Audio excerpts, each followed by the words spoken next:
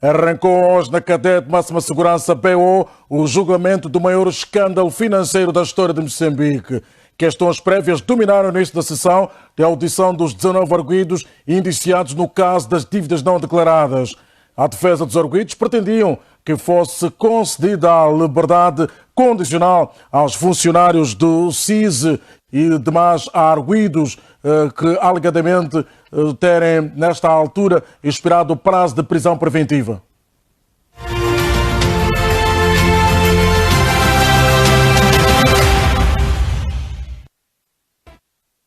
Porque ainda não pediu o Ministério Público para se pronunciar sobre as questões prévias. Questões prévias e reparos do juiz Efigênio Batista marcaram o início esta segunda-feira na cadeia de máxima segurança do julgamento do processo número 18/2019-C, o mediático caso das dívidas não declaradas. O juiz refutou a pretensão dos advogados de Antônio Carlos de Rosário, Gregório Leão e Cipriano Mutota, à data dos factos, funcionários do Serviço de Informação e Segurança do Estado, SISE, para exigir a alteração da medida de coação máxima que lhe foi aplicada por liberdade condicional. O juiz esclareceu que os atos pelos quais os coarguidos estão indiciados não foi do interesse do Estado.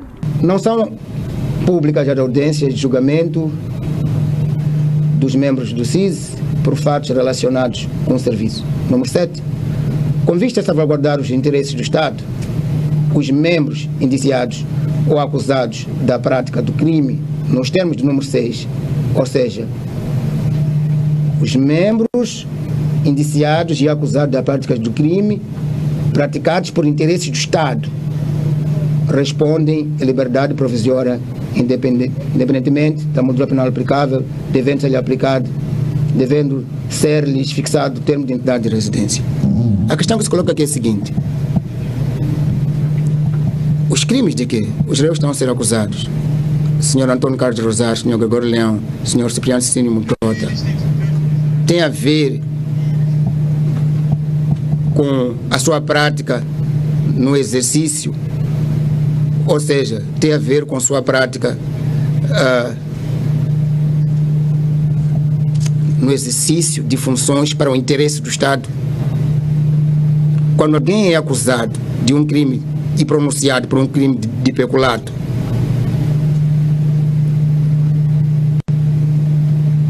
a priori, está-se a dizer que colocou em causa o interesse do Estado. A priori está a dizer que colocou em causa o interesse do Estado. Porque o peculato pressupõe a expropriação de bens do Estado. E quando alguém é pronunciado por ter expropriado, se apossado de bens do Estado, logo não pode invocar esse artigo, porque não era interesse do Estado, não estava a agir no interesse do Estado. O interesse do Estado é garantir o bem-estar dos concidadãos. Um dos fins do Estado é esse, é garantir o bem-estar. Resumindo, todos os fins do Estado é garantir o bem-estar. E quando alguém é iniciado de expropriar dinheiro do Estado, não estava a agir no interesse do Estado e logo não está abrangido por este artigo. O juiz da causa surpreendeu-se ao ver na sala de sessões os 7 arguidos em regime de prisão preventiva sem o traje da cadeia. Efigênio Batista indignou-se, exigindo que doravante se apresentem no tribunal com uniforme em uso nas penitenciárias. E hoje, como é visível, realmente não usaram. Conforme tinham dito ontem, a cadeia e a diretora da cadeia veio perguntar ao tribunal o que podia fazer em relação a esse aspecto. Mas como são normas internas da cadeia, o tribunal não se omiscuiu, deixou a cadeia tratar desse assunto, porque são normas internas da própria cadeia. Mas aqui há um reparo, tem que se fazer. Os outros réus, a cadeia tem que ser uniforme em relação a todos os réus. Nenhum réu é diferente do outro réu. Os advogados Alexandre Chival, Abdul Ghani e Isálcio Manjane interpelaram o tribunal para solicitar a conversão da medida de coação de prisão preventiva e liberdade provisória, reclamaram os limites da prisão preventiva vencidos e solicitaram o esclarecimento da terminologia réu ou arguido a ser usada neste julgamento à luz da Lei Processual de 1929 ou do novo Código Processual de 2019 vigente. A partir do dia 26 de julho de 2019, os prazos de prisão preventiva de todos os réus presos foram extrapolados. O Ministério Público despolitou a problemática da lei processual no tempo, ou seja, o direito a aplicar neste julgamento, essa lei processual penal de 1929 ou a lei do Código Penal de 2019 em vigor. Como é subjamente sabido por todos os intervenientes processuais aqui presentes, os arguidos nos autos foram acusados e pronunciados em processo de querela.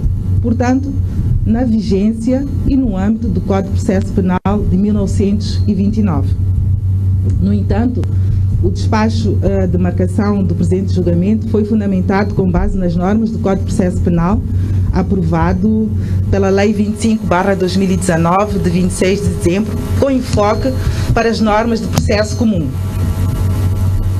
Com a aplicação das normas próprias do processo comum, num processo tido como de querela, cria-nos a inquietação de levarmos, portanto, a questionar qual é o direito aplicável. Se é o Código de Processo Penal de 1929 ou o Código de Processo Penal de 2019.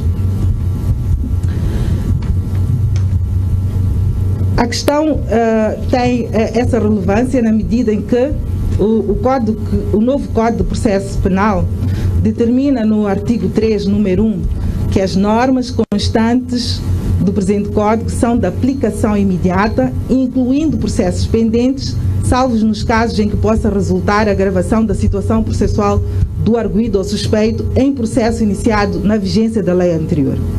A primeira parte deste comando consagra, naturalmente, o princípio da aplicação imediata da lei processual penal, incluindo para os processos instaurados no domínio da lei processual de 1929, desde que não agrave a situação do arguido ou suspeito. Esta disposição leva-nos a fazer uma incursão em todas as normas do Código de Processo de 2019 e verificar quais as normas deste Código são ou não mais favoráveis ao arguido em comparação com a lei adjetiva de 1929, para que se possa proceder, portanto, à aplicação retroativa, o que pode conduzir à subjetividade, abalando a certeza e segurança jurídicas que se impõem no domínio da lei processual penal, isto por um lado. Por outro, parece-nos que o legislador infraconstitucional incorporou erroneamente nesta norma processual, referimos à parte final do número 1 do artigo 3, um princípio constitucional próprio do direito penal, ou seja, do direito substantivo estabelecido no artigo 60 da Constituição da República de Moçambique, olvidando que se está no domínio da lei adjetiva. Por sua vez, o número 2 do já citado artigo 3 vem estabelecer a exceção à regra do número 1 e estatui: os processos iniciados sob determinada forma de processo seguirão tal forma até final, salvo quanto aos procedimentos que serão aplicados deste Código se da sua aplicação não resultar agravação da situação processual do arguido. Começando por analisar o estatuto número 2 do artigo 3, do fim da norma ao princípio, a questão que colocamos é: qual será o critério para aferir que determinado procedimento agravará ou não a situação processual do arguido, na medida em que a lei estabelece um critério objetivo para definir se determinado procedimento é gravoso ou não. Em face de um cenário desta natureza, estaremos mais uma vez numa situação de insegurança jurídica. Esgrimidos os argumentos dos advogados e da representante do Ministério Público, o juiz Efigênio Batista deliberou, à luz da Lei número 2, da Lei 25/2019, que os processos já iniciados vão seguir de tal forma até final, salvo se da aplicação do novo Código for mais favorável aos réus. Os 19 coarguidos ouviram formalmente a acusação do Ministério Público. No fim, o juiz mandou recolher à cadeia os 7 arguidos detidos e os restantes em liberdade deverão comparecer nas datas indicadas pelo juiz da 6ª secção do Tribunal Judicial da cidade de Maputo, que julga o caso. E o Ministério Público exige que em 72 horas o advogado Alexandre Chival abandone uma moradia localizada num condomínio junto à Avenida do Marginal, na cidade de Maputo, alegadamente por pertencer a uma empresa suspeita de lavagem de dinheiro das dívidas não declaradas. Chival diz que a moradia em causa pertence à Chopela Investment S.A., empresa que é administrador desde setembro de 2020. A Chopela tem capitais libaneses e teria sido usada para branquear capitais da Privinvest, cujo dono é Jean Bustan. Na qualidade de advogado ou na qualidade de quem ocupa a casa? Ocupa a casa? Das duas coisas. Não, mas agora a questão é... É a questão do advogado porque faz menção ao meu... Sim, mas agora a minha questão é, o senhor ocupa essa casa? Vive, habita nessa casa? Era exatamente isso que eu queria explicar. Sim, mas a minha pergunta é simples e clara. Também a resposta tem que ser simples e clara. Sim ou não? Sim, sim. Vive nesta casa? Sim. Qual pode perseguir? Instar o administrador desta, Alexandre Chival, a abandonar no prazo de 72 horas os referidos ativos imobiliários, sob pena de, não fazendo voluntariamente, recorrer-se ao uso da força pública para sua remoção. Em debate, o pedido do Ministério Público para que o advogado Alexandre Chival entregue a casa ao Estado, alegadamente por pertencer ao réu Antônio Carlos do Rosário. Do Rosário foi PCA das empresas Proíndicos, Ematum e Mamo e é constituinte de Chival desde dezembro de 2020. Na qualidade de administrador da Chopela, Alexandre Chival ocupa uma das residências apreendida no âmbito desses autos, quiçá de consciência tranquila, mesmo sabendo que a mesma foi adquirida com fundos de proveniência criminosa. Se, por um lado, na qualidade de administrador da Chopela S.A., entidade confiada para guardar o imóvel em causa, Alexandre Chival está obrigado a gerir o imóvel no interesse da entidade que lhe confiou o imóvel, por outro, ele, na qualidade de mandatário do arguido Antônio Carlos do Rosário, tem de defender os interesses deste, porquanto também interessado no imóvel. Esta dupla qualidade gera um conflito de interesses que importa desde já ser resolvido. Chival confirma que está na habitação, descrevendo o assunto de espetáculo do Ministério Público. Relativamente à questão que é colocada, o problema não é se reside ou não na casa. Nem é esse o problema. Podia residir nessa, podia residir nas minhas casas ou em qualquer outro sítio. Está em causa disso. Faz menção à digna magistrada do Ministério Público, doutora Ana Sheila, que sou advogado do Antônio Carlos do Rosário e simultaneamente administrador da Chopela. É mesmo verdade? Agora, a informação dada nesses termos é tendenciosa. É tendenciosa.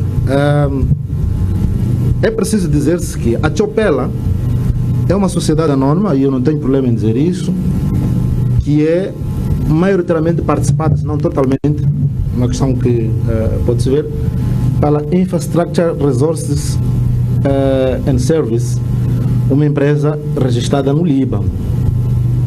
Os próprios autos dizem, obviamente, que esta empresa controla a Chopela e a empresa libanesa, obviamente, criada nesse país. É preciso dizer que até agosto de 2020 era administrador dessa empresa, a Chopela, o senhor Bilal Cidade. E talvez eu tenha que recuar um pouco no tempo bretíssimo, se me permitir. O cidadão Jean-Emile Bustan, quando esteve detido nos Estados Unidos e foi julgado, obviamente, nessa altura, nós tivemos o privilégio de assisti-lo indiretamente. E o resultado foi o que foi. Então, temos esse orgulho de, pelo menos, o ter assistido indiretamente, tem matérias ligadas ao direito. Eu quero, Martíssimo, desculpa, é só para contextualizar o... Sim. É só para contextualizar. Eu vou. Sim. Doutor Chevalo, sim. qual é a questão? Ok, exatamente. Vamos direto. Sim, a questão. Essa história toda. Sim. De que Infrastructure Resource é uma empresa. Depois, senão, eu vou lhe perguntar a quem pertence a Infrastructure Resource. Não, eu posso dizer. Depois, não sei o quê. Vamos chegar a várias questões que vamos entrar no fundo da causa. Ok, pronto. Quando eu fui ao Líbano em 2020, recebi este mandato para assumir a direção da empresa, isto em setembro de 2020. Apenas em dezembro de 2020 é que assumo a defesa do arguido Antônio Carlos do Rosário. Portanto, muito antes. Agora, por que o arguido Antônio Carlos do Rosário escolheu a mim como advogado? Ele pode dizer se for perguntado. Por que é que os libaneses escolheram a mim como administrador da empresa? Eles podem explicar se forem perguntados. Até uma das questões que nós tínhamos colocado na altura.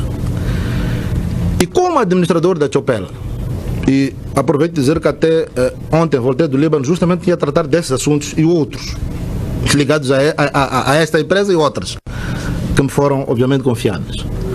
E um dos benefícios que foi dado foi um dos apartamentos.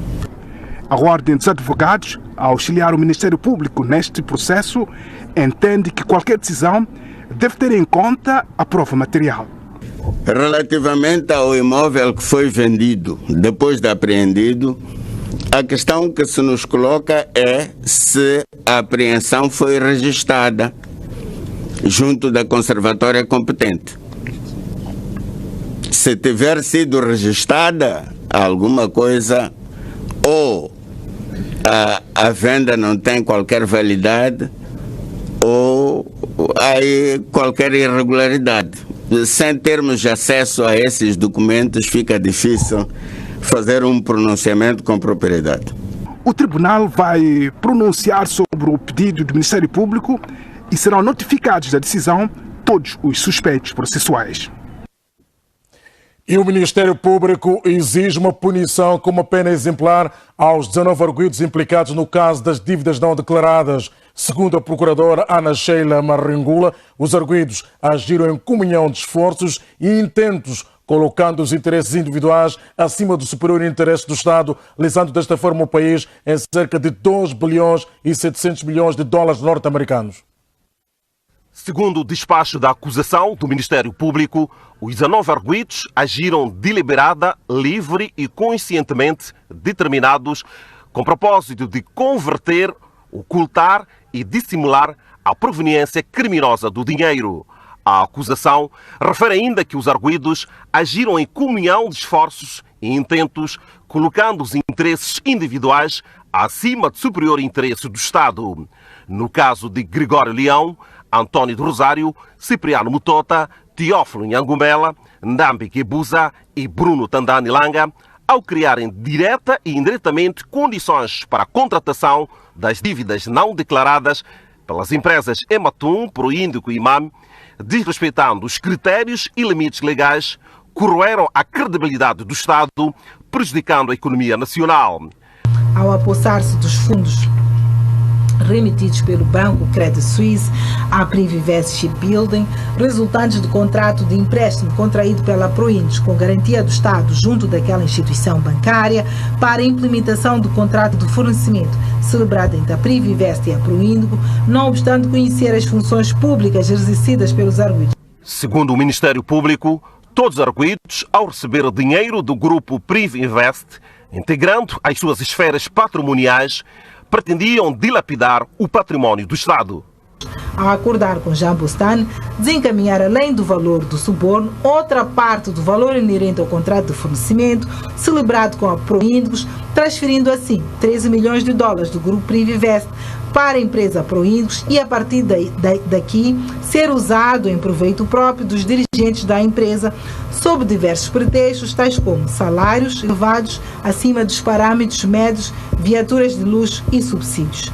Ao concertar com Jean Bostan, desviar além do valor do suborno outra parte do valor inerente ao contrato de fornecimento celebrado com a Ematum, transferindo assim 4 milhões e 200 mil dólares do grupo Privivest para a empresa Ematum e a partir daqui ser usado em proveito próprio dos dirigentes da empresa sob diversos outros pretextos, tais como pagamentos de salários elevados, viaturas de luxo e subsídios. O Ministério Público pediu que o Estado seja indemnizado com cerca de 2 bilhões e 500 milhões de dólares acrescidos ao valor de juros. O Ministério Público, em representação do Estado e ao abrigo do artigo 20 do Código de Processo Civil e artigo 29 do Código de Processo Penal, deduz o presente pedido de indenização civil contra os arguidos Teófilo, Bruno, Cipriano, Armando, Gregório, Antônio Carlos, Ângela, Fabião, Mabunda, Sidónio Citói, Crimildo, Banda, Quessalgi, Simeone, Naimo, Sérgio Namburete, Maria Inês Moiane Dove, Elias Moiane, Manuel Renato Matusse, Zulficar Ali Ismael Amad, com os seguintes fundamentos. Com um plano concebido e levado a cabo nos termos descritos na acusação, os arguidos praticaram os crimes ali descritos e, por consequência, colocaram o país numa situação financeira grave e em descrédito perante a comunidade internacional. Com os empréstimos para os quais foram concedidas garantias soberanas, o Estado moçambicano ficou intencionalmente obrigado ao pagamento do respectivo valor. O montante dessa dívida ascende a 2 bilhões e 7 milhões de dólares, tendo sido a conduta criminosa dos arguidos que deu causa à mesma.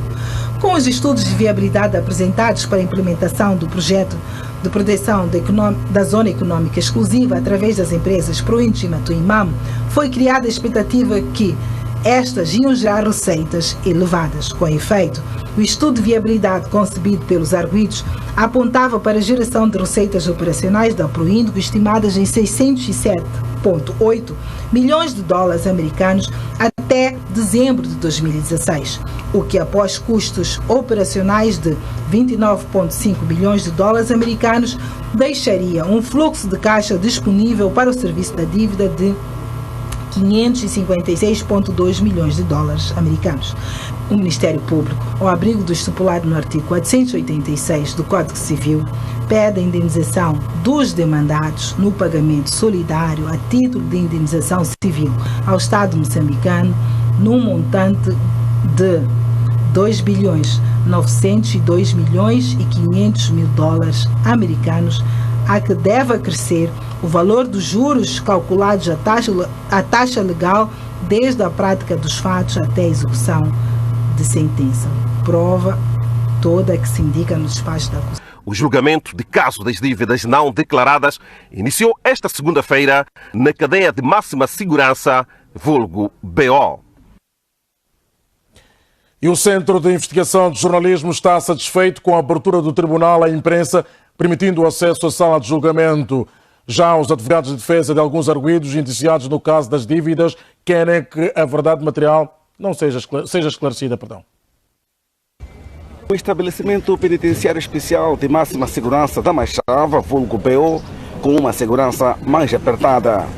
Guardas penitenciários equipados até aos dentes e posicionados em quase todas as esquinas estratégicas para contemplar o pátio da cadeia. Uma movimentação invulgar preenchia a zona reservada para acolher o julgamento. Jornalistas, equipa dos advogados, familiares e mais pessoas interessadas e até curiosos acorreram à cadeia da Machava. Por volta das 8 horas começaram a chegar os réus, acompanhados por uma equipa forte de segurança. É o início do julgamento do maior caso de corrupção econômico de 2,2 mil milhões de dólares norte-americanos destinados para personalizar as empresas Ematum, MAM e Proíndicos. Ao todo, são 19 arguidos, 7 em cumprimento de prisão preventiva e 12 em liberdade provisória, ao abrigo de pagamento de caução e por termo de identidade de residência. No primeiro dia de audiência de julgamento, todos os arguidos estiveram presentes na sala para ouvir a leitura da acusação. Os advogados de defesa, Alexandre Chival e Zelciso Mahanjane, querem que a verdade seja esclarecida. Nós, os advogados, estamos todos concertados em que os nossos constituintes digam a verdade. Nesse aspecto estamos alinhados e creio que a nossa estratégia de defesa é essencialmente essa: dizer a verdade, expor os factos com base nas provas que podem ser colididas, desde que nos deixem produzir prova, desde que nos deixem apresentar as testemunhas, os documentos que achamos que são suficientes para sustentar a nossa defesa. Está de espírito combativo. Quem vai a um combate tem que se preparar mental e fisicamente, e neste caso também com domínio da matéria, da legislação e da ciência para o combate que se avizinha. Entretanto, o Centro de Investigação de Jornalismo em Moçambique está satisfeita com a abertura do tribunal à imprensa, garantindo o acesso à sala de julgamento. Não há como contornar este evento. É um evento de interesse nacional, sobretudo, porque, como dizia antes, é aos moçambicanos que interessa saber, porque foi em nome destes moçambicanos que se foi a praças estrangeiras buscar-se dinheiro em seu nome. Durante o julgamento, que vai até 7 de outubro próximo, vão ser ouvidos 19 arguidos e várias testemunhas e declarantes.